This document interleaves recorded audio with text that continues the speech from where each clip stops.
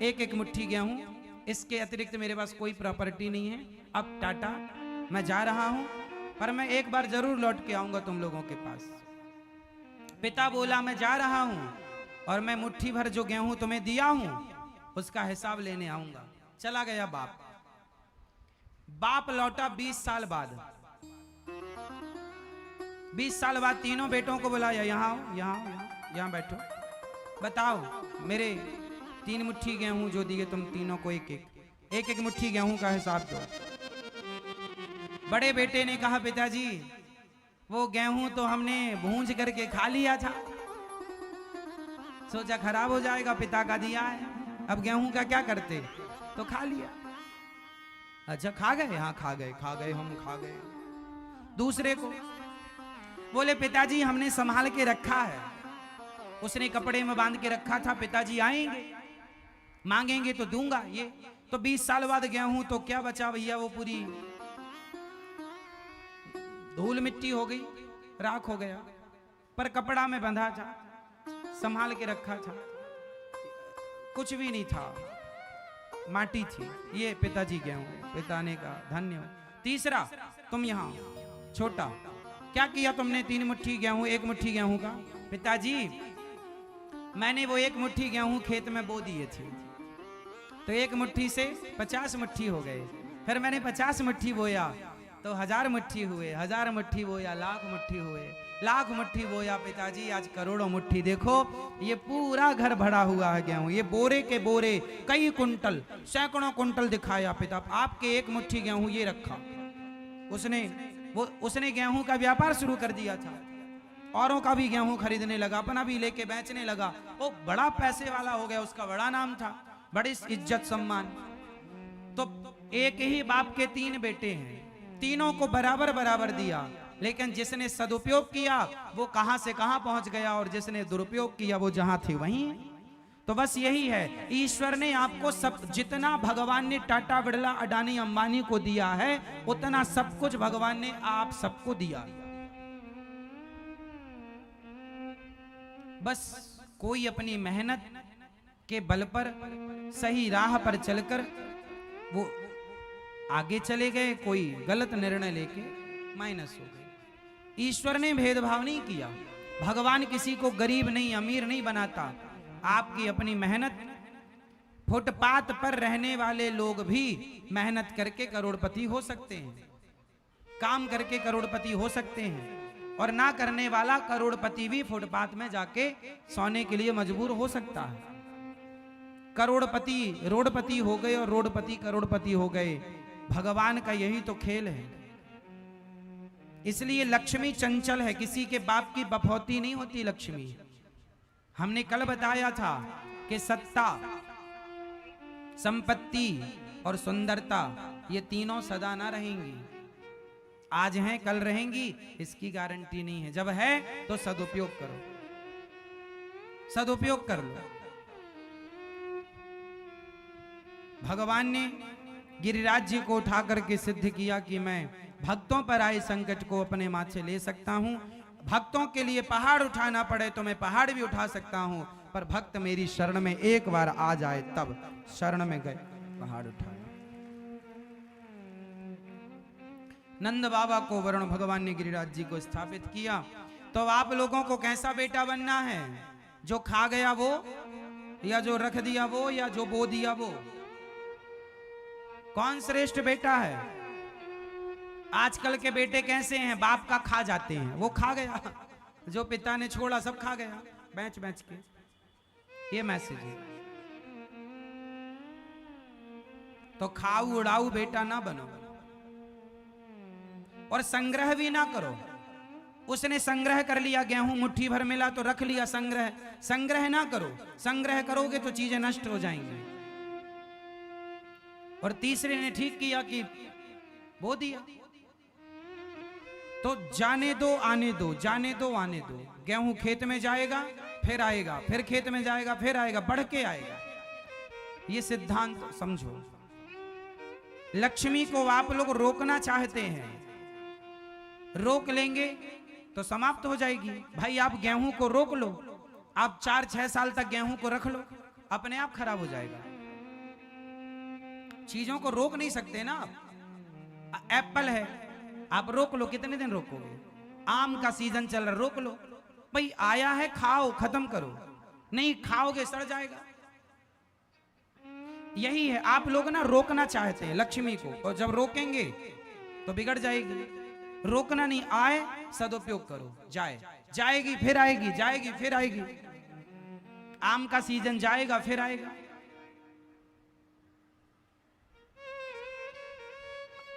सदुपयोग करना नहीं आता लोगों को।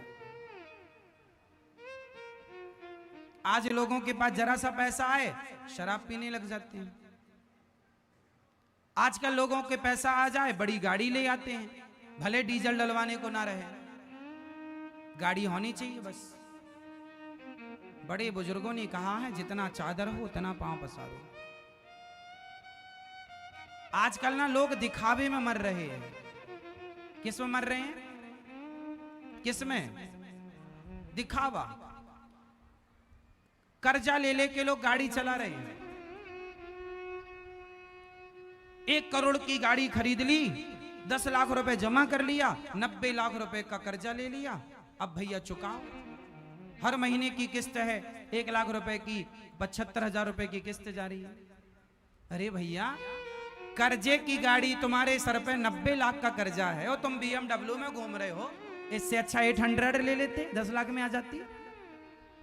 जो 10 लाख में पूरी आ जाती वो काहे नहीं ले लिया? चलना ही तो था, यात्री तो करना था भाई। कर्जा तेरे ऊपर 90 लाख का है, अब कर्जा ही चुका, तो ये कौन सी समझदारी है? हाँ, आपकी इनकम अच्छी है तो बात अलग है, पर ज्यादा जितनी क्षमता हो ना, जितना चादर हो उतना पांव पसार। ये लोग जितने कर्जे की गाड़ी में घूम रहे हैं, इन्हें समझदार ना समझना आप। ये गाड़ी खरीद लेंगे 1 करोड़ की, वो 1 करोड़ की गाड़ी अगले साल में अपने आप 80 लाख की हो जाएगी। उसके अगले साल वो हो जाएगी 70 लाख की, 60 लाख की। 4-5 साल बाद तो 50 लाख में वो 1 करोड़ की गाड़ी 30 लाख की हो जाएगी। 4 साल 5 साल में वो 30 लाख की हो जाएगी। 6-7 साल बाद वो 20 लाख की हो जाएगी। मतलब जितना साल बढ़ेगा वो उतना घटेगा, और कर्जा चुकाओ। ये कौन सी समझदारी है? आपने यदि जमीन खरीदी होती कर्जे से, तो मैं मान लेता कि चलो जमीनों के दाम बढ़ जाएंगे। प्रॉपर्टी, जमीन हमेशा बढ़ती है। संपत्ति कौन सी बनानी है, कौन सी नहीं बनानी, कहां की बनानी, कहां की नहीं। आजकल लोगों को ना इन्वेस्ट करना नहीं आता, कहां लगाएं पैसा। पैसा है, लगाना नहीं आता, पता ही नहीं उन्हें कहां लगाना है। 4 पैसे आए तो आदमी पहले पीता था कच्ची दारू, और जब पैसा आ गया ना तो वो ब्रांडेड शराब पीने लग गया। अरे भैया, पैसा आया है, शराब ना पियो। पैसा आया है, संभाल के रखो। पैसा आया है, सदुपयोग करो। बच्चों को पढ़ाओ, अपने लिए घर बनाओ, अपने लिए जरूरत है तो गाड़ी खरीदो, छोटी लो। जरूरतें पूरी कर लो। जरूरतों के बाद फिर 2 पैसा इकट्ठा रखना कि कल को भगवान ना करे कोई मुसीबत आए तो कल के लिए भी गृहस्थों के पास पैसा होना चाहिए। गृहस्थी को पैसा थोड़ा सा संभाल के रखना चाहिए, पर थोड़ा सा राउंड रहे, पैसा चलता रहे। मतलब कहाँ? बिजनेस में, व्यापार में, आपके धंधे में 2 पैसा बना रहे, और बिजनेस भी करो आप। मतलब पैसे का सदुपयोग करना गृहस्थी को आना चाहिए। आजकल लोगों को नहीं आता। आया, अब जैसे यमुना जी में बाढ़ आई तो इतना पानी आया घर में घुस गया, और नहीं है तो फिर लो, नदियां में पानी आया तो इतना पानी आया कि बाढ़ आ गई, और नहीं है तो नदियां सूखी पड़ी हैं। इसलिए पहले के लोग ज्यादा समझदार थे। पहले के लोग ना तालाब बना, हर गांव में 2-3 तालाब होते थे। बताओ कितने लोग सहमत हैं मेरी इस बात से? पहले हर गांव में 2-3 तालाब होते थे। कितने लोग बात को से सहमत हैं? पहले के लोग तुमसे ज्यादा समझदार थे। क्यों? क्योंकि उन्हें पता था बारिश आएगी, बारिश का पानी बह जाएगा। उन्हें पता था कि उस पानी को हमें स्टोर करना, क्योंकि इसी पानी को साल भर पीना। तो पहले के लोग तालाब खोदते थे, और आजकल के लोग तालाब खोदते नहीं है, जो है पूर रहे हैं, भर रहे हैं। तो प्रकृति से तुमने बहुत सारा छेड़खानी कर ली। पूर्व तुम्हारे बाप दादे जो बुजुर्ग थे ना, वो तुमसे कम पढ़े लिखे थे, पर तुमसे ज्यादा प्रैक्टिकली थे। हाँ या ना? पहले के लोग तालाब खोदते थे, पानी को, बारिश के पानी को स्टोर करते थे। हाँ या ना? कितने मतलब प्रकृति का ध्यान रखते थे पहले के लोग। पहले की नदियां 12 महीने बहा करती थी, प्रकृति से कोई छेड़खानी नहीं थी। वाह, आनंद भरा जीवन था। आजकल इतनी छेड़खानी की, कुछ दिन बाद तुम्हारे यहां पानी ना मिलेगा पीने को। अभी पानी 20 रुपए लीटर बिक रहा है, वो दिन दूर नहीं जब 1000 रुपए लीटर खरीदना पड़ेगा। चलो, भगवान को, नंद बाबा को पकड़ के ले गए वरुण देवता, बाद में भगवान छोड़ाए। आज भगवान का मन हुआ है रास रचाने का। आज गोविंद क्या चाह रहे हैं? रास रचाने का मन। भगवान पिता रात्रि शरदोत्फुल्य मल्लिका वीक्षरन्तुं मनश्चक्रे योग मायामुपाश्रिता। शरद पूर्णिमा की रात्रि आई, भगवान ने सुंदर सी बांसुरी बजाई। वाह, आज भगवान बांसुरी बजाए, गोपियां भगवान की ओर खींची चली आई। भगवान गोपियां भगवान की तरफ दौड़ती। सारा काम धाम छोड़ छोड़ करके गोपियां भगवान के पास आई। भगवान ने सारी गोपियों को बुलाया, आओ देवियों, स्वागत है आप सबका। सारी गोपियां दौड़ी दौड़ी आई। भगवान ने कहा, गोपियां क्या कर रही थी? एक सखी जब निशम्य गीतम तदनंग वर्धनम ब्रजश्रियः कृष्ण गृहीत मानसाः आजग्मुरन्योन्यमलक्षितोद्यमाः सयत्र कांतो जबलोल कुंडलाः। जब गोविंद ने बांसुरी बजाई तो दोहंत्यो भी ययो काश्चित दोहम हित्वा समुत्सुकाः पयोधि पयोधि सृत्य संयाव मनुद्वास्या पराययुः। जब गोपियों ने सुना कि बांसुरी बजी तो गोपियां सारा काम धाम छोड़ छोड़ कर गोविंद की ओर दौड़ी और श्याम सुंदर के पास आकर खड़ी हो गईं। एक सखी परिवेशयन्तस्तद्धित्वा पाययन्त्यः शिशूनपयः। एक सखी कपड़ा बदल रही थी, गाय दोह रही थी। बांसुरी की ध्वनि सुन करके गोपियां दूध को दोहना छोड़ती हैं। चूल्हे पर आटा, दूध औंट रही थी चूल्हे पर के वहीं छोड़ दी। कोई सखी आटा गूंथ रही थी, कोई सखी बर्तन में भोजन बना रही थी चूल्हे पर, कोई सखी अपने सास की सेवा, पति की सेवा, बच्चों को दूध पिला रही थी। एक सखी लिम्पंत्या, एक सखी आंगन लीप रही थी। एक सखी व्यत्यस्त वस्त्राभरणा, एक व्यस्त सखी वस्त्र बदल रही थी। आंखों में अंजंत्या काश्चलोचने, आंखों में काजल लगा रही थी। जो सखी जहां जिस काम में बिजी थी, उस सखी ने उस काम को वहीं स्थगित किया, छोड़ा और दौड़ पड़ी श्री कृष्ण के लिए। क्योंकि सखियों के जीवन में गोविंद श्री कृष्ण की जो प्रधानता थी वो पहली थी। आप महत्व ज्यादा किसे देते हैं? प्रधानता आपके जीवन में किसकी? काम की या श्याम की? काम, कुछ लोग काम को फर्स्ट रखते हैं, काम पहले। नहीं, काम पहले होना चाहिए, कर्म करो, लेकिन कृष्ण पीछे ना रह जाएं, भक्ति पीछे ना रह जाए। अच्छा बताओ, कर्म बड़ा कि धर्म बड़ा? मैया, ओ मेरी प्यारी माँ, कर्म बड़ा कि धर्म बड़ा? क्या बड़ा? आप बताओ। कर्म बड़ा कि धर्म बड़ा? कर्म बड़ा। आप बताओ मैया, कर्म बड़ा कि धर्म बड़ा? कर्म। आप बताओ मैया, पूरा बोलो। धम कि धर्म?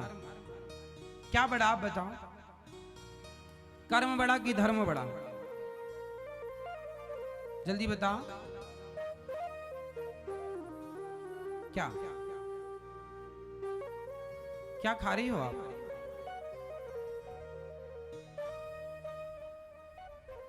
मैया आप बताओ, चश्मा वाली मैया मेरी बताएंगी। कर्म बड़ा, हाँ चश्मा ना उतारो, आप तो चश्मा पहने पहने बताओ। कर्म बड़ा, अब कौन बताएगा? इस तरफ चश्मा वाली मैया बताएंगी कर्म बड़ा कि धर्म बड़ा। धर्म बड़ा, कोई कह रहा कर्म बड़ा, कोई कह रहा धर्म बड़ा। आप ये सवाल किसी से भी पूछो, लोग कंफ्यूज हैं। लेकिन आज मैं अपने श्रोताओं को कभी कंफ्यूज नहीं रखता, हमेशा स्पष्ट करता हूं हर बात को। इसलिए हमें थोड़ा टाइम लग जाता है बातों को समझाने में, क्योंकि समझ में भी आपको आ जाता है, सदा के लिए आ जाएगा। कर्म बड़ा कि धर्म बड़ा? फिर से बताओ, जोर से बताओ। क्या? कर्म, धर्म। कर्म बड़ा है, इस बात से कितने लोग सहमत हैं? हाथ उठाओ। कर्म बड़ा है, इस बात से कितने लोग? इतने लोग कह रहे हैं कर्म बड़ा है। अब हाथ नीचे करो। अब बताओ धर्म बड़ा है, इस बात से कितने लोग सहमत? धर्म। चलो अब इसमें हम चर्चा करके आपको संतुष्ट करते हैं कि क्या बड़ा है। अब ये बताओ कि कर्म क्या है? जो हम करते हैं वो सब कर्म है। जैसे आंखों की पलकें झपक रही हैं, वो भी कर्म है। हमारा दिल धड़क रहा है, वो अपना कर्म कर रहा है। आप कथा सुन रहे हैं, ये कर्म हो रहा। हम कथा सुना रहे हैं, ये कर्म हो रहा है। चींटी चल रही है, वो अपना कर्म कर रही है। हाथी चल रहा है, वो अपना कर्म कर रहा है। शेर हिरण का शिकार कर रहा है, वो अपना कर्म कर रहा है। कोई बेटा अपनी माँ की आरती उतार रहा है, वो अपना कर्म कर रहा है। कोई अपनी माँ के पांव दबा रहा है, वो अपना कर्म कर रहा है। कोई शराबी शराब पी रहा है, तो वो अपना कर्म कर रहा है। कोई जुआनी जुआ खेल रहा है, वो अपना कर्म कर रहा है। बोलो हाँ, बोलो हाँ, है ना? कर्म है ना। शराबी शराब पी रहा है, वो अपना, जुआनी जुआ खेल रहा, वो अपना कर्म कर रहा है। कोई अपनी मां को मार रहा है, वो मारने का कर्म कर रहा है। कसाई गाय को काट रहा है, कसाई अपना कर्म कर रहा है। बोलो हाँ, बोलो हाँ। इस धरती पर जो हो रहा है, चिड़िया उड़ रही है, वो कर्म कर रही है। कसाई बकरे को काटा जा रहा है तलवार से, वो कर्म हो रहा है। तो आप लोग कह रहे हैं कि कर्म बड़ा है, तो फिर कसाई तो गाय को काटने का कर्म ही कर रहा है, तो कर्म बड़ा कैसे हो जाएगा? क्योंकि जो है वो कर्म है। अब इसे बहुत गंभीरता और जिम्मेदारी से समझना। जो हो रहा है सब कर्म है। इसलिए कर्म दो प्रकार के होते हैं, होते तो तीन प्रकार के हैं, पर मैं समझाने के लिए दो चीजों का सहयोग लूंगा, फिर मैं आपको समझा दूंगा। कर्म कितने प्रकार का है? एक अच्छा कर्म, एक बुरा कर्म। वैसे तो कर्म की परिभाषा ये है, संचित कर्म, क्रियमाण और प्रारब्ध, ये तीन प्रकार के कर्म माने गए हैं। पर संचित, क्रियमाण और प्रारब्ध क्या है वो मैं आपको बाद में समझा सकता हूं। अभी आप ये समझो कि कर्म दो प्रकार के होते हैं, एक अच्छा कर्म, एक बुरा कर्म। ये आपको समझ में आएगा। यदि मैं क्रियमाण संचित में जाऊंगा तो आपको, कुछ लोगों को समझ में नहीं आएगा, बात कठिन हो जाएगी। मैं सरल समझाना चाहता हूं। कर्म कितने प्रकार का मान लो? है तीन प्रकार का, पर दो प्रकार से समझो, एक अच्छा कर्म, एक बुरा। अब जैसे गाय की हत्या करना बुरा कर्म है, शराब पीना बुरा कर्म है। कर्म तो है, शराब पीना कर्म तो है, पर बुरा कर्म है। गाय की हत्या करना, कसाई के द्वारा हत्या हो रही है, वो कर्म तो कर रहा है, लेकिन वो बुरा कर्म है, गलत कर्म है। तो अब ये बुरा है और ये अच्छा है, ये कौन बताएगा? ये कर्म बुरा है, ये कर्म अच्छा है, ये बताने के लिए ही धर्म होता। धर्म ही बताएगा कि ये सही है, ये गलत है। इसलिए जीवन में धर्म युक्त कर्म होना चाहिए। यदि धर्म है आपके पास तो आप सही कर्म करेंगे। यदि आपके पास धर्म नहीं है तो आप गलत कर्म करेंगे। अब जैसे कुछ लोग शराब पीते हैं, मैं शराब नहीं पीता, आप में से कुछ लोग शराब नहीं पीते। क्यों? जिन्हें धर्म का ज्ञान है वो शराब पीने का कर्म नहीं करते। जिन्हें धर्म का प्रॉपर ज्ञान नहीं है वो शराब पी रहे हैं। तो धर्म का क्या होना चाहिए? जोर से। धर्म का ज्ञान होगा तो आप सही कर्म करेंगे, वरना आप सही कर्म नहीं कर सकते।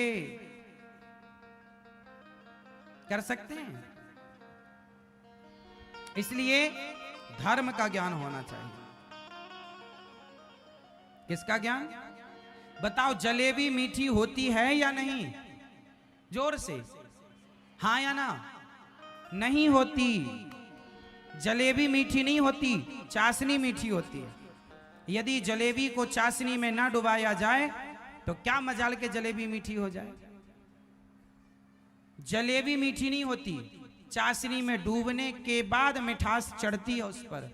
उसी तरह कर्म जलेबी की तरह है और धर्म चाशनी की तरह है। जब तक कर्म धर्म की चाशनी में नहीं डूबेगा तब तक वह कर्म ग्रहण करने योग्य नहीं है। इसलिए कर्म तो हो, लेकिन धर्म युक्त कर्म हो। कैसा हो? धर्म युक्त। यदि आप, जो लोग कहते हैं कर्म ही पूजा है, ये लोग अधूरी बात जानते हैं। ज्ञान तो है पर अध जल गगरी छलकत जाए। आधा ज्ञान खतरनाक होता है। या तो आपके पास बिल्कुल ज्ञान ना हो या तो पूरा ज्ञान हो। आधा ज्ञान खतरनाक। अध जल गगरी छलकत जाए, कहाँ सुना होगा? तो मेरी माँ, समझो बात को। क्या समझाया गया आपको? कि कर्म श्रेष्ठ नहीं है। यदि धर्म जुड़ा है उस कर्म से तो कर्म श्रेष्ठ होगा। आप अपने बेटों को क्या समझाते हो? बेटा सही कर्म करो, गलत कर्म ना, गलत काम ना करो। मतलब गलत काम भी होता है और सही काम भी। तो गलत काम कौन लोग नहीं करते और कौन लोग करते? जिन्हें धर्म का ज्ञान है वो गलत काम करेगा ही नहीं। इसलिए अपने बच्चों को इंजीनियर, डॉक्टर, पायलट, एडवोकेट, जज बाद में बनाना, पहले धर्म की शिक्षा दो, उन्हें धर्मात्मा बनाओ। जिस बेटे के अंदर धर्म होगा वो अच्छा एडवोकेट होगा, अच्छा इंजीनियर होगा, अच्छा डॉक्टर होगा, अच्छा पायलट होगा। जिस फील्ड में होगा अच्छा करेगा, क्योंकि धर्म का ज्ञान है। और धर्म नहीं है तो बेईमान हो जाएगा। जज होगा तो बेईमान हो जाएगा, एडवोकेट होगा बेईमान होगा, इंजीनियर होगा बेईमान होगा, डॉक्टर होगा किडनियां बेच बेच के खा जाएगा। हर जगह धर्म चाहिए। क्या चाहिए? जोर से। तो बताओ क्या बड़ा है, धर्म या कर्म? क्या बड़ा? धर्म युक्त कर्म बड़ा है। जब कोई आपसे पूछे कि धर्म बड़ा कि कर्म, तो आप बोलना भैया धर्म युक्त कर्म श्रेष्ठ है, अकेला कर्म श्रेष्ठ नहीं। अकेला कर्म तो कसाई भी अकेला कर्म कर रहा है। अकेला कर्म श्रेष्ठ नहीं हो सकता। अकेली जलेबी मीठी नहीं हो सकती, चाशनी चाहिए। धर्म जुड़ा होगा कर्म से, श्रेष्ठ कर्म। क्या कहती हो मेरी मां?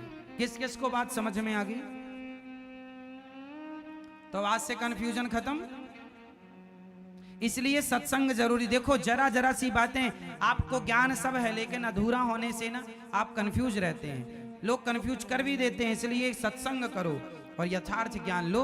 और ये ज्ञान जो ले रहे हैं ये सबको बांटना। आप लोग घर में जाके आपस में डिस्कस करना, रिवीजन करना, और फिर घर में बच्चों को, परिवार को, सबको सही बताओ।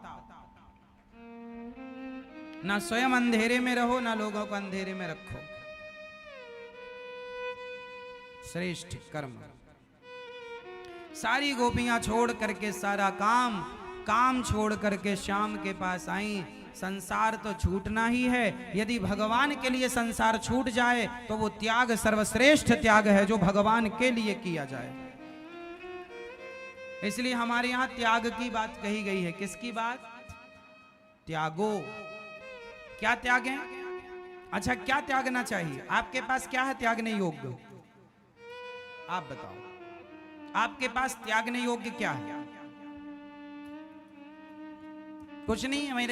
हमारे पास एक्स्ट्रा कुछ नहीं है, हम नहीं त्याग सकते कुछ। आपके पास त्यागने योग्य क्या है ये मैं ये बताएंगे। ओ मेरी माँ, सिर नीचे ना करो मेरी माँ, हम कोई जेठ थोड़ी हैं आपके।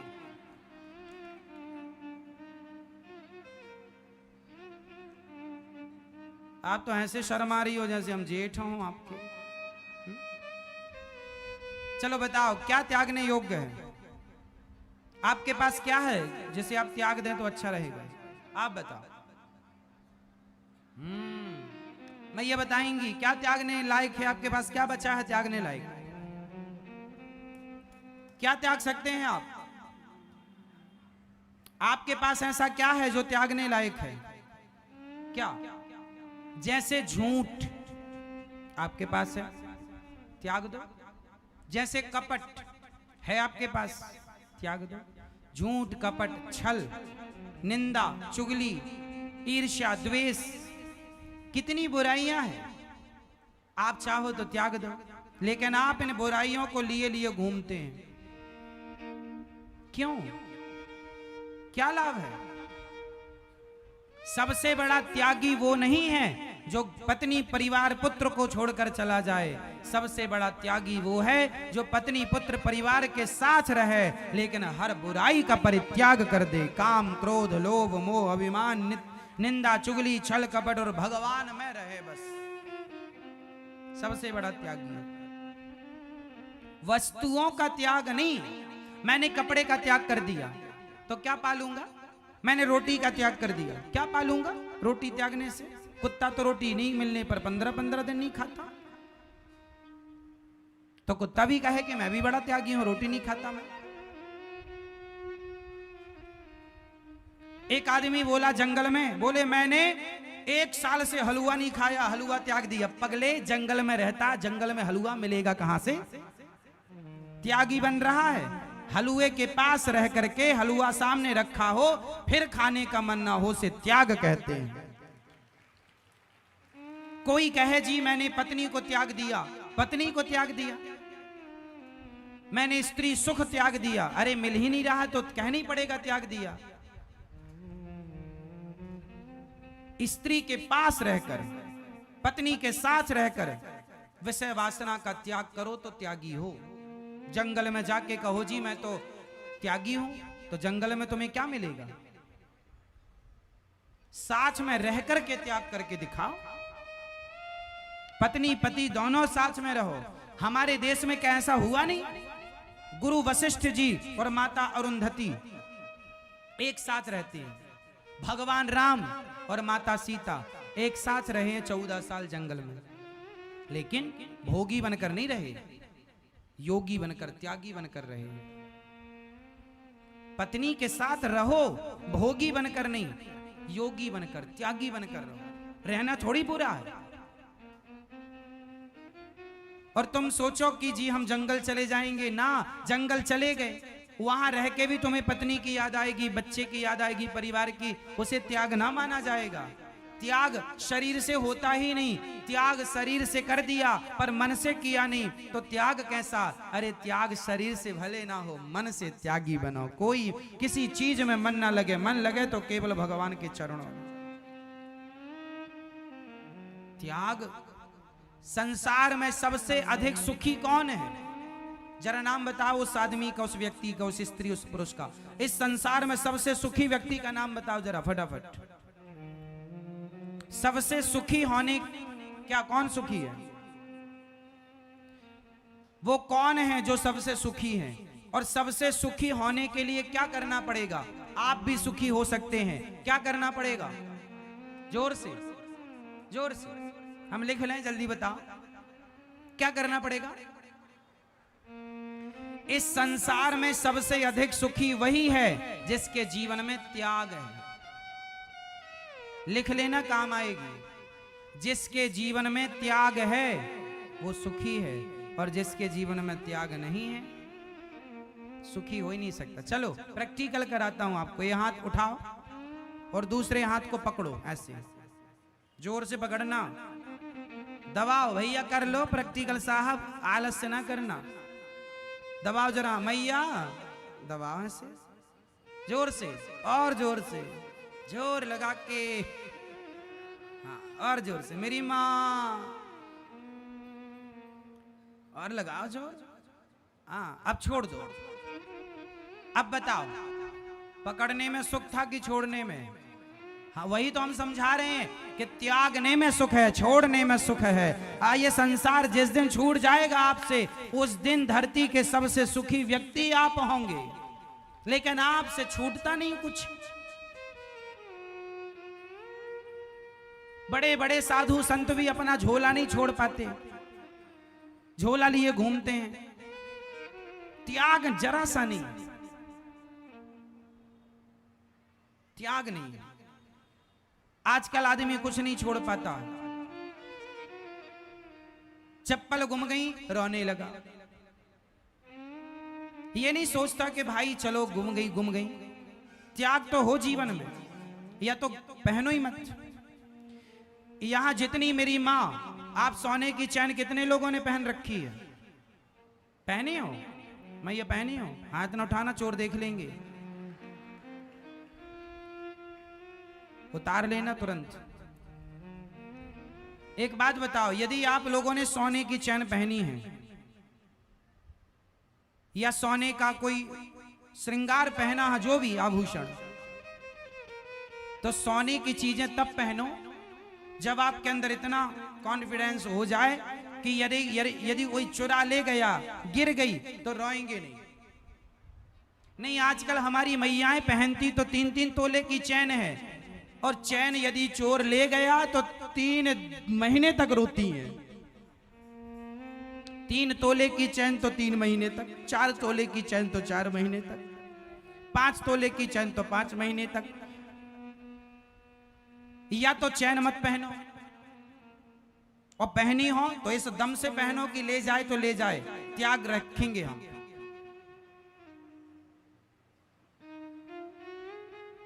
या तो त्यागी बना।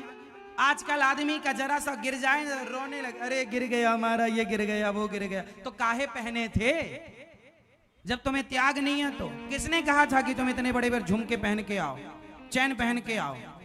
आए हो तो अब गया। त्याग रखो, या फिर चीजों को उपयोग मत करो, घर में ले जाओ रखो और अपना नकली पहनो। जीवन में क्या होना चाहिए? जोर से। सुदामा गरीब थे, लेकिन जीवन में त्याग था। क्या था मेरी मां? संसार से आप लोग ज्यादा मोह ममता ना रखना। जितना आप अटैच रहेंगे संसार से, उतने दुखी रहेंगे, उतने दुखी रहेंगे। त्याग। पत्नी के साथ रहो, बेटे के साथ रहो। बेटा बड़ा हो गया, जिम्मेदार हो गया, काम धाम दे दिया, दुकान मकान घर जिम्मेदारी सब बच्चे को सौंप दो।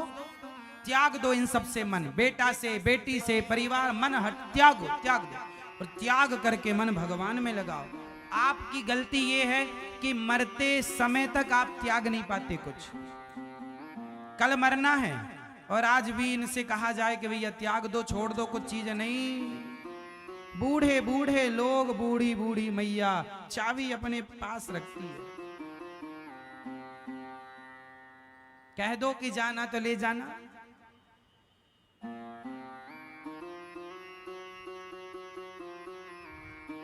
वैसे चाबी बूढ़ी मैया, देखो चाबी हम नहीं कहेंगे कि तुम बहू को दे दो, क्योंकि बहुएं कुछ ऐसी हैं कि चाबियां लेके सास को निकाल देती हैं।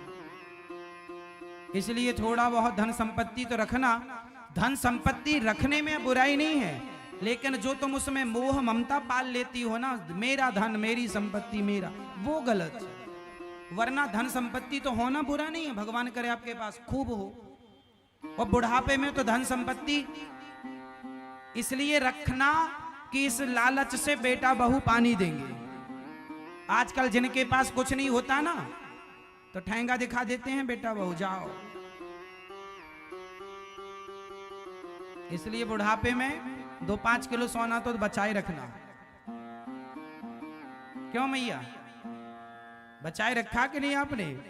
पहले के लोग तो दीवार में गाड़ लेते थे, जमीन अमीन में। आपने कुछ गाड़ वाड़ रखा है? नहीं, भले नहीं गाड़ा, पर बहू को बताती रहना, गड़ा है 2 किलो।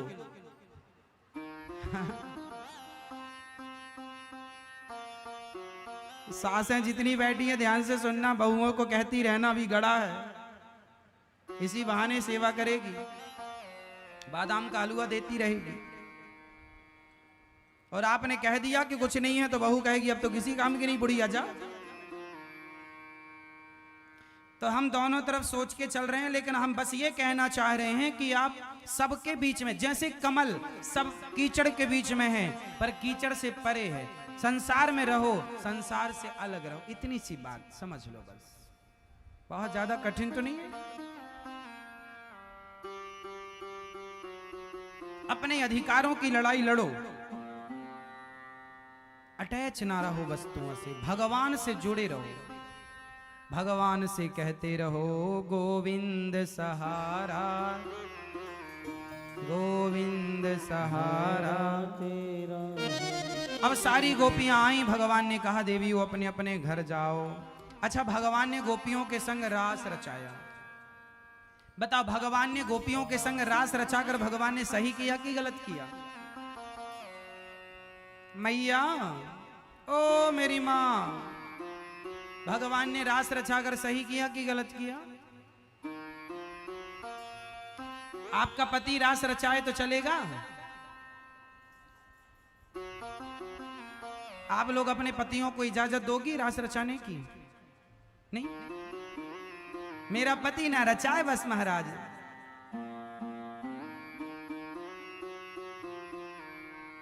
रास की ना तुम लोग, आप लोग रास का गलत अर्थ निकालते हैं। रास शब्द का अर्थ वो नहीं है। जैसे अभी हमने पूछा कि आपके पति रास रचाएं, तो आप लोग उस गलत अर्थ पर ले गए कि अन्य स्त्रियों के संग नाचने झूमने क्रीड़ा करने को आपने रास माना है। ये अर्थ ही गलत है। भगवान श्री कृष्ण ने रास रचाया गोपियों के साथ। पहले ये समझो कि ये गोपियां कौन हैं। ये गोपियां हैं वेद की ऋचाएं, ये गोपियां हैं भगवान की पत्नियां। अच्छा बताओ, भगवान किस किस के पति हैं?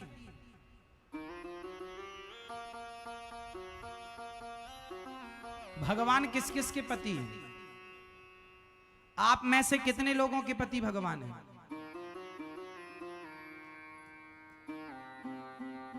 आप में से जिन जिन के पति भगवान हैं वो हाथ उठाएं। स्त्रियां कंफ्यूज हो गई, महाराज क्या कह रहे हो, पति भगवान? हाँ, भगवान ही सबके पति हैं। देखो, हम सब आरती आप लोग गाती हो मैया,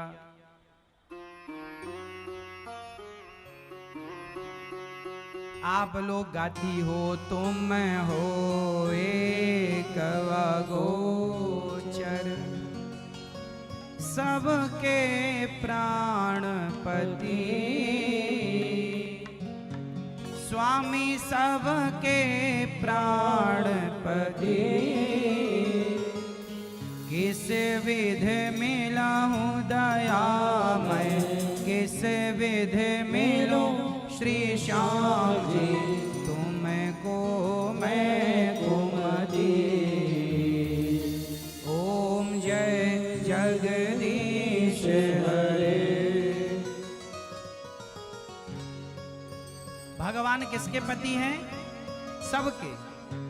तो भगवान ने सबके पति हैं वो ऑलरेडी। ये पति तुम्हारा जो है ना टेम्परेरी है, 10 साल 20 साल 25 साल 50 साल 100 साल, इसके बाद फिर भगवान। कुंवारी लड़की भी कहती है तुम हो एक अगोचर, सबके प्राण। तो जब आपका ये पति नहीं था तब भी तुम्हारे प्राणों के पति भगवान थे या नहीं? ये तो सेकंड बाद में मिला है, ये थोड़े दिन का है, यहीं मिला है यहीं रह जाएगा। बोलो हाँ, ये संग ना जाएगा। जब आप कहती हो ना 7 जन्म तक, कोई 7वां जन्म नहीं। तो तसल्ली है, चलो तसल्ली के लिए आप कह लेते हैं, पर अगला जन्म किसने देखा? अगला क्या होगा कौन जानता है? होता है या नहीं होता, क्या होता क्या नहीं, उस पर चर्चा ना करें। जो है तसल्ली अच्छी है, ठीक है, पर सबके पति कौन है? भगवान। तो भगवान गोपी, जब सबके पति भगवान है तो फिर गोपियों के पति कौन? तो भगवान सबके हैं, वो चाहें तो सबके। आप में से कितने लोग भगवान से मिलना चाहते हैं? हाँ, सिंपल है, गोपियां भी मिलना चाहती थी। तो जीवात्मा और परमात्मा का, भक्त और भगवान के मिलन को ही रास कहते हैं। भक्त और भगवान के मिलन को ही रास कहते हैं। अब उसमें कुछ लोग कहते हैं भगवान रा, अरे भगवान नहीं रचाएंगे तो तुम्हारा बाप रचाएगा? हाँ? भगवान ही तो रास रचाएंगे। रास का मतलब है मिलन। किस किस का? जीवात्मा और परमात्मा। रास का मतलब क्या है? मिलन। किसका मिलन? किससे मिलन? भक्त और भगवान का मिलन। मिलन है वो।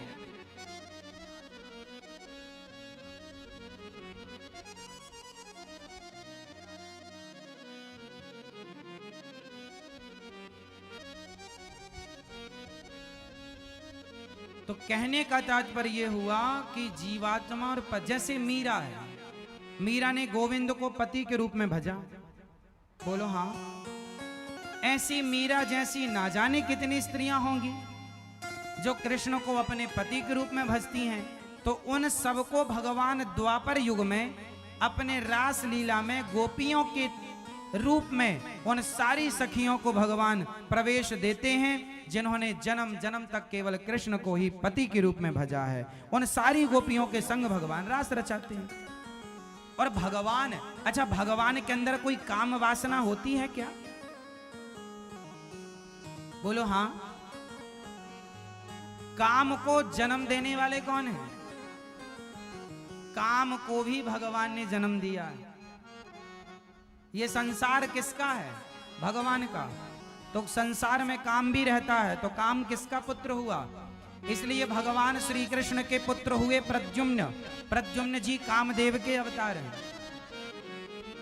तो भगवान काम को, काम के बाप भगवान है, काम के पिता भगवान है। तो भगवान को कोई काम सताएगा? कोई विषयवासी है क्या भगवान? भगवान तो सर्व सामर्थ्य हैं, भगवान है वो। उन्हें दोष नहीं है। उन पर ये लागू नहीं होगा कि अरे भगवान ऐसा कर रहे हैं, नहीं। एक बात बताएं, एक संत जी थे,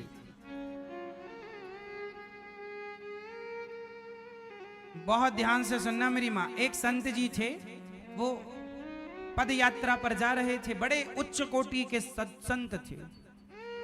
तो रास्ते में लोग उनका स्वागत कर रहे थे। तो रास्ते में एक छोटी सी गुड़िया, छोटी सी बच्ची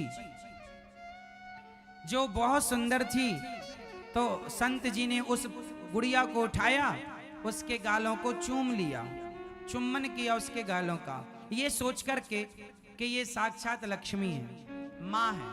छोटी सी गुड़िया से संत ने प्यार कर लिया। तो उनका एक चेला था पीछे। अच्छा, उस संत जी तो बिल्कुल निश्चल थे, पवित्र मन था, पर वो चेला था ना, उसने सोचा जो गुरु जी ने किया वही मैं भी करूंगा। तो उसने भी उठाया, उसने भी उस बच्ची के गालों का चुम्बन किया। संत जी ने देखा कि अच्छा ये तो मेरी तरह कर रहा है। तो आगे एक लोहार भट्टे में लोहा डाला था, भट्टी में लोहा था गरम। तो गरम लोहे को संत जी ने लिया और गरम लोहे को भी चूम लिया, उसे भी मुंह से लगाया। अब चेले की तरफ गुरु जी देखने लगे, तू भी चूम, तू भी लोहा। इसका मतलब ये हुआ कि जो संत कर सकते हैं वो सामान्य व्यक्ति नहीं कर सकता।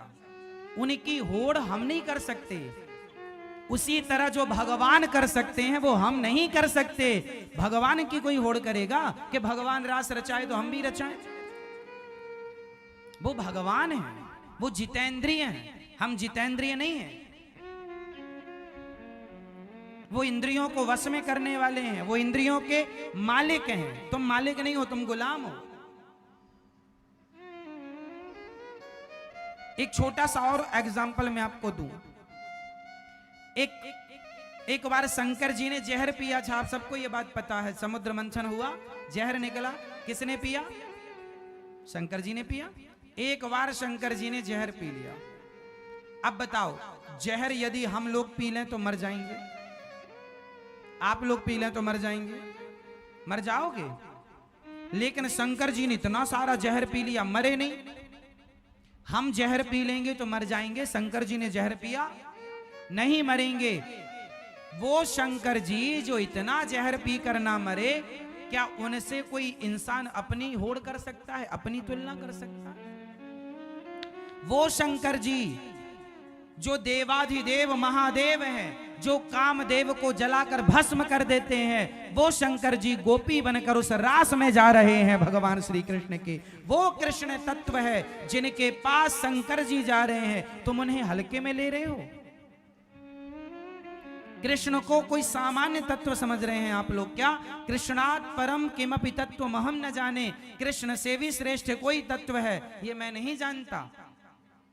शंकर जी भी जिन्हें जान ना पाते, शंकर जी किनका ध्यान करते हैं? सदा वसंतम हृदयारविंदे भवम भवानी सहितम नमामि। जिनका ध्यान शंकर जी करते हैं। भगवान कृष्ण का जन्म हुआ तो दर्शन करने शंकर जी आए, रास हुआ तो दर्शन करने शंकर। जिनका दर्शन करने के लिए लाइन में शंकर जी खड़े हैं, उन कृष्ण को आप सामान्य समझ रहे हैं क्या? कोई मजाक का विषय बना रहे हैं क्या कि वो रास रचाए तो हम भी रचाएंगे? जो काम संत कर सकते हैं ना, तुम ना करो। उनकी भावनाएं अलग हैं, तुम्हारी भावनाएं अलग हैं। उनके विचार अलग हैं, तुम्हारे विचार अलग हैं। सबकी तुलना सबसे नहीं हो सकती मेरी मां। जिस तराजू में सोना तोला जाता है, उस तराजू में टमाटर नहीं तोले जा सकते। टमाटर, सब्जी, आलू तौलने की तराजू अलग होती है और सोना तौलने की तराजू अलग होती है। इंसानों को तौलने की तराजू अलग है और भगवान को तौलने की तराजू अलग है। दोनों को एक तराजू में नहीं तौला जा सकता। आप गलती ये करते हैं कि इंसानों से भगवान की तुलना कर लेते। अरे हम उन्होंने किया हम भी करेंगे। तो उन्होंने पहाड़ उठाया था, है तुम्हारे बाप में हिम्मत? एक उंगली से उन्होंने इतना सा मुंह खोल के पूरा ब्रह्मांड दिखाया था, है तुम में हिम्मत? भगवान से कहा। आजकल का इंसान जब उसकी नादानी सुनते हैं ना, तो कई बार दया भी आती है मूर्खता पर, कई बार गुस्सा भी आती है कि बताओ भगवान के लिए लोग क्या क्या कहते हैं। जानते नहीं भगवान के बारे में, बोलते हैं। तो कृष्ण कौन है? बोलो मेरी मां। कृष्ण कौन है? जिनके द्वार पर शंकर जी हाथ जोड़कर खड़े हैं। मैया, ओ यशोदा मैया। हाँ बाबा। अरे मैया, बड़ी दूर से आयो हूं, एक बार अपने छोरा को दर्शन कराए दे। मैया बोली बाबा रुक, वहीं बैठो रही हो। मैया, यशोदा मैया कह रही है शंकर जी रुको। शंकर जी रुक गए। वो भगवान जिनके दर्शन के लिए भगवान शंकर द्वार पर खड़े हैं और क्या कहते? मैया एक बार दर्शन कराए दे। मैया बोली बाबा तेरी शकल बड़ी डरावनी है, मेरो छोरा देखेगो तो डर जावेगो। अरे मैया ना डरेगो, एक बार तो लाला को दर्शन कराए दे। मैया बोलती हैं बैठो यहां, अभी हमारो लाला सो रहे हो, जागेगो तो दर्शन कराएंगे। शंकर जी बैठे इंतजार कर रहे हैं कन्हैया के जागने का। लो वो कृष्ण हैं। शंकर जी कौन है? जिन्होंने काम को जलाकर भस्म कर दिया। शंकर जी की तीसरी आंख खुले तो पृथ्वी जलकर भस्म हो जाए। वो सर्व सामर्थ्य शंकर जी, वो शंकर जी जिनके अंदर सृष्टि का पल भर में संहार करने का पावर है, पल भर में सृष्टि को मिटाने का सामर्थ्य है। वो शंकर जी हाथ जोड़े द्वार पर खड़े हैं कृष्ण के आगे। वो कृष्ण कोई सामान्य तत्व है क्या मेरी मां? वो भगवान है। वो रास रचा रहे हैं, वो भक्तों पर कृपा कर रहे हैं। उस रास में शंकर जी भी सम्मिलित हो रहे हैं। पार्वती जी से कहते हैं जरा हमें भी आज श्रृंगार करो, जरा चूड़ी पहनाओ, जरा साड़ी पहनाओ, और लगा के बिंदिया पहन के साड़ी चाल चले मतवाली। भगवान शंकर चल रहे हैं। जो नारद जी, बड़े बड़े ऋषि मुनि साधु संत, कौन नहीं उस रास में आया। स्वयं वशिष्ठ जी, वशिष्ठ जी सामान्य है। वशिष्ठ जी के पास जितना पावर ब्रह्मा जी के पास है सृष्टि उत्पन्न करने का, जितना पावर भगवान श्री हरि के पास है, भगवान राम भगवान कृष्ण के पास जितना पावर है, उतना पावर तप के बल पर श्री वशिष्ठ जी ने प्राप्त कर रखा है। वशिष्ठ जी चाहें तो एक अलग सृष्टि बना सकते हैं। वशिष्ठ जी इतने पावरफुल, अलग ब्रह्मा बना सकते हैं, अलग सृष्टि की रचना कर सकते हैं। एक बार विश्वामित्र जी ने कहा मैं भी कर सकता हूं। एक बार विश्वामित्र जी और वशिष्ठ जी में कहा सुनी हो गई। वशिष्ठ जी इतने पावरफुल थे तो विश्वामित्र जी को लगा मैं भी करूं। आपको पता नहीं होगा, एक बार विश्वामित्र जी ने तो नई सृष्टि प्रारंभ भी कर दी थी। नई सृष्टि, और वो नई सृष्टि क्या है जानते हो? नहीं, ये जो नारियल होता है, ये नारियल ब्रह्मा जी की बनाई सृष्टि नहीं है। एक बार विश्वामित्र जी को गुस्सा आ गया कि मैं चाहूं तो नई सृष्टि कर लूं, तो कहा कि कर लो। तो वो करने लग गए। तो उन्होंने, अब भाई सृष्टि के लिए आदमी लोग चाहिए, स्त्री पुरुष, तो उन्होंने पिंड बनाना शुरू किया। जिस पिंड से इंसानों का जन्म होता, तो सबसे पहले वो पिंड, जैसे चिड़िया पहले अंडा देती है, स्त्री और पुरुष के गर्भ में भी तो एक, ये समझो कि स्त्री का रज पुरुष का तेज जाकर मिलता है तो एक कलल बनता है। उसी तरह सबसे पहले अंडा तैयार हुआ। तो आपने देखा नारियल, नारियल में दो आंखें होती हैं, ध्यान से देखा, पानी भरा होता, जैसे बच्चे मां के पेट में पानी भरा होता है, पूरा अंडा जैसा प्रोसेस होता है नारियल का। नारियल वो सृष्टि की शुरुआत करने लगे, अपनी तपोबल से मैं अलग सृष्टि बनाऊंगा। ऐसे फिर उन्हें समझाए भैया अलग ना चलो, विश्वामित्र जी को समझाए। इसलिए नारियल तोड़ने की परंपरा बनी कि नारियल भी एक जीव है, जैसे हम हैं ऐसे ही लगभग नारियल। इसलिए हमारे यहाँ पशुओं की बलि ना चढ़ा करके विश्वामित्र जी की सृष्टि के जो लोग थे, जो शुरुआत थी बाद में की नहीं गई, उस नारियल को तोड़ करके कहा गया कि हमारी तो यही बलि मान लो प्रभु, यदि आपको बलि चाहिए तो नारियल की बलि। इसलिए हमारे यहाँ बकरे की बलि नहीं चढ़ाई जाती, नारियल की बलि चढ़ाई जाती है, क्योंकि उस सृष्टि को मान्यता नहीं मिली गई। फालतू जाता तो उपयोग करो, चलो यही करो। तो वो भी इंसान की शुरुआत थी नारियल, वो ब्रह्मा जी की सृष्टि में नहीं आता नारियल। नारियल को प्रकट करने वाले विश्वामित्र जी हैं। विश्वामित्र जी तो कम पावरफुल हैं, वशिष्ठ जी तो इतने पावरफुल हैं जस की तस ये सृष्टि को मिटा के फिर बना सकते हैं। वशिष्ठ जी राम जी के गुरु, वशिष्ठ जी आज भी वशिष्ठ जी हैं। कश्यपोत्री वशिष्ठस्य विश्वामित्रोथ गौतमा जमदग्निर भरद्वाज, ये 7 सप्तर्षि होते हैं। सुना आप लोगों ने सुना? सप्तऋषि पुच्छल तारा देखा होगा, सप्तऋषियों को आकाश में देखा होगा, एक साथ रहते हैं, वो सप्तऋषि होते हैं। कौन कौन है उनमें? कश्यप, कश्यपोत्री, अत्रि कश्यपत्री, कश्यपोत्री वशिष्ठ, वशिष्ठ कश्यपोत्री वशिष्ठस्य, विश्वामित्र, विश्वामित्र भी उसमें है, कश्यप, कश्यपोत्री अत्रि, अनुसुईया माँ के पति, कश्यपोत्री वशिष्ठस्य विश्वामित्रोथ गौतमा, गौतम ऋषि अहिल्या के पति, कश्यपोत्री वशिष्ठस्य विश्वामित्रोथ गौतमा, कश्यपोत्री वशिष्ठस्य विश्वामित्रोथ गौतमा, जमदग्निर भरद्वाज। जमदग्नि मतलब परशुराम जी के पिता, जमदग्निर भरद्वाज, भरद्वाज जी। भरद्वाज जी का नाम सुना होगा, रामचरितमानस में भरद्वाज जी का उल्लेख, राम जी उनके आश्रम भी गए थे श्री भरद्वाज जी के। भरद्वाज मुनि बसई प्रयागराज में रहते थे। ये सप्त ऋषि हैं जो इतने पावरफुल हैं, सातों के अलग सृष्टि कर सकते हैं। ये सारे ऋषि, इन सब के ऊपर होते हैं भगवान शंकर। इंद्र के, देवताओं के राजा इंद्र के ऊपर इंद्र हाथ जोड़े खड़े रहते हैं भगवान शंकर के आगे। सबसे पावरफुल हैं सृष्टि में ऋषि। ऋषियों से देवता जो है ना, देवता पावरफुल नहीं होते।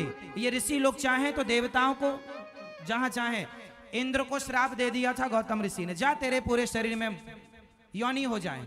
अहिल्या का जब चरित्र बिगाड़ने गए 1000 योनि छिद्र हो गए थे पूरे शरीर में, मुंह दिखाया नहीं गया इंद्र से कहीं। बाद में फिर आंख के रूप में परिणित हो गई।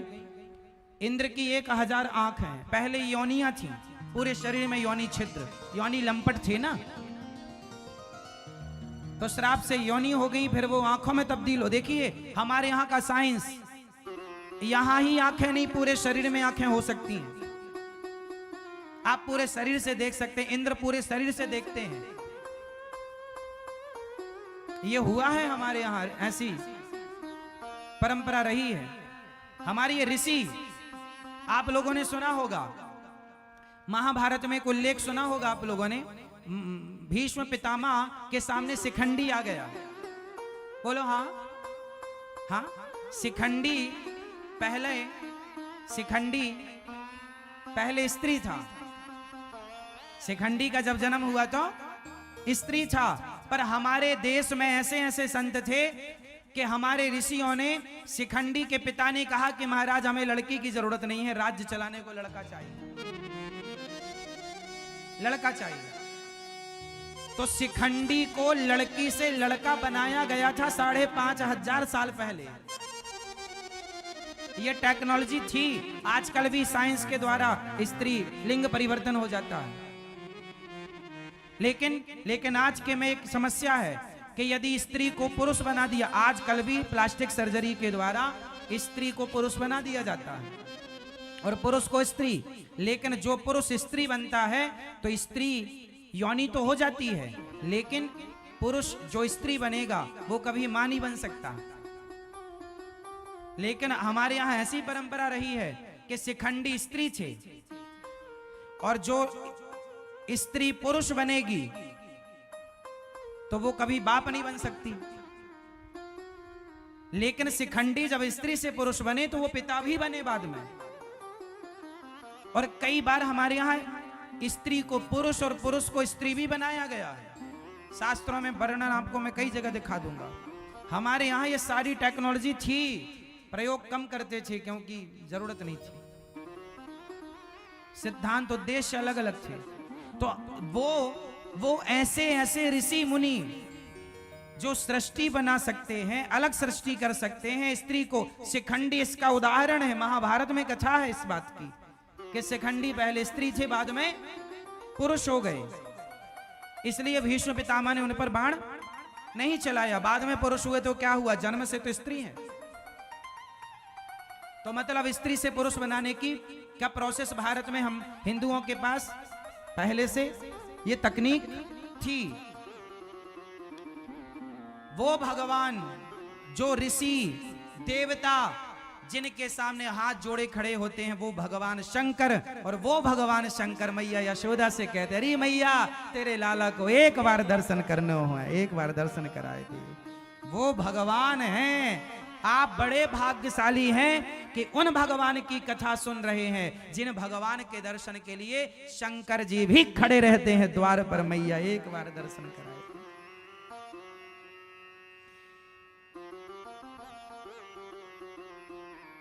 सावन में लोग शिव जी पर अभिषेक करते हैं। शंकर जी पर अभिषेक करने से क्या मिलता है? जो भगवान शिव की पूजा करता है, जो भगवान शिव की आराधना कर सकता है, वही पूजा और आराधना करने वाला भगवान कृष्ण का भक्त हो सकता है। शिव की कृपा से ही कृष्ण की भक्ति मिलती है, वरना मिल नहीं सकती। तो भगवान शिव की पूजा का फल है कृष्ण प्रेम। क्या? यदि किसी को कृष्ण से प्रेम हो गया, भगवान श्री कृष्ण की भक्ति मिल गई, तो उस पर भगवान शिव की विशेष, बिना शिव कृपा के आपको कृष्ण नहीं मिल सकते। तो आप लोगों ने खूब अभिषेक किया होगा, शंकर जी का खूब आराधना की होगी, तब जाके वृंदावन धाम प्राप्त हुआ है आप लोगों को। अब कृष्ण जब मिल गए तो फिर उनमें मन लगा लो, फिर यहां वहां ना मन हटाओ। कई लोग कहते हैं हम तो शिव जी के पुजारी हैं, हम तो कृष्ण के पुजारी हैं, तो क्या शंकर जी के मंदिर जाएं? हम शिव जी के पुजारी हैं तो क्या? अरे तुम समझते नहीं हो, तुम्हें समझ नहीं है। शंकर जी के मंदिर जाओ और शंकर जी से कहो, हे भोलेनाथ, जितनी भक्ति आपके हृदय में है, जितना प्रेम आपके हृदय में है भगवान के प्रति, श्याम सुंदर के प्रति, राम के प्रति, उसका एक अंश भी आप कृपा करके दे दें। हे नाथ, मेरा भी मन भगवान श्री कृष्ण के चरणों में, श्री राधा रानी के चरणों में लग जाए। जिन कृष्ण की झलक पाने को शिव जी खड़े होते हैं। एक छोटा सा एग्जाम्पल और दूंगा मैं आपको। एक नाम सुना होगा आप लोगों ने, नरसिंह मेहता। किस किस लोगों ने नरसिंह मेहता जी का नाम सुना है? सुना है? नहीं? नरसिंह मेहता जी एक भक्त हुए हैं। नरसिंह जी का नाम नहीं सुना तो पास में कहीं पानी वानी हो तो देख लेना।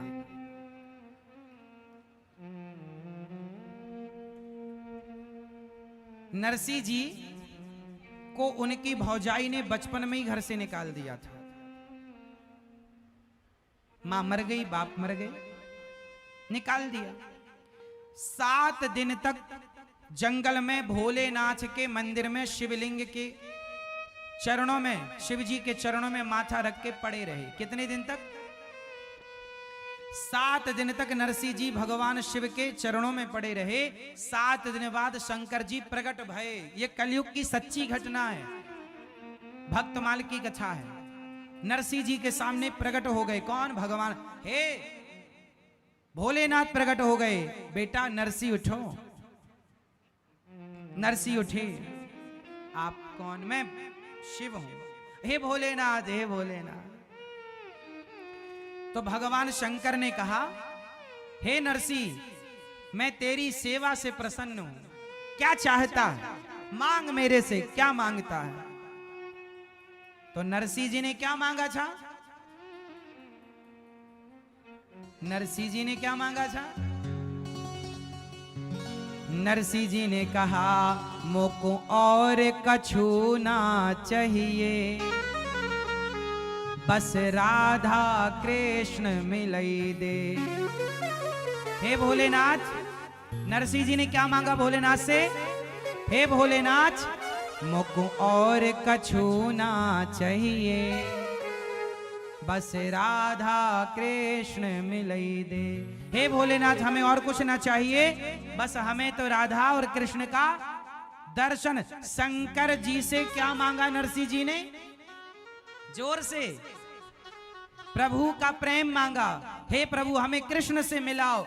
मतलब शंकर जी मिल जाए तो उनसे यही कहना कि हे प्रभु, हमें कृष्ण से मिला दो। यदि कृष्ण से मिलना चाहते हो तब तो शंकर जी का मिलना सार्थक हुआ, वरना शंकर जी से धन दौलत मांगा तो क्या मांगा? हे भोलेनाथ, हे भोले भंडारी, आप यदि सुन रहे हैं तो मुझे भी दीजिए। मोको और कछु ना चाहिए, बस राधा कृष्ण मिलई दे। मोको और कछु ना चाहिए, बस राधा कृष्ण मिलई दे। मोको और कछु ना चाहिए, बस राधा कृष्ण मिलई दे। मोको और कछु ना चाहिए, बस राधा कृष्ण मिलई दे। मोको और कछु ना चाहिए, बस राधा कृष्ण मिलई दे। मोको और कछु ना चाहिए, बस राधा कृष्ण मिलई दे।